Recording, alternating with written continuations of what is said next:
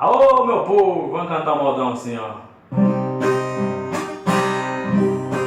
A casa noturna, rua de falada, lugar de má fama. De portas abertas durante a noite, entra quem quiser. Porém nesta noite, sem que eu esperasse, entrou uma dama. Fiquei abismado, porque se tratava da minha mulher.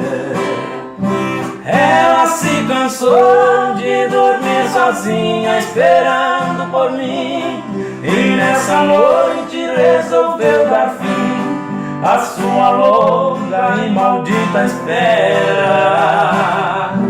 Ela não quis mais levar a vida de mulher honrada, se na verdade não adiantou nada ser mulher direita conforme ela era. Ela decidiu abandonar o papel de esposa para viver entre as mariposas que fazem ponto naquele local.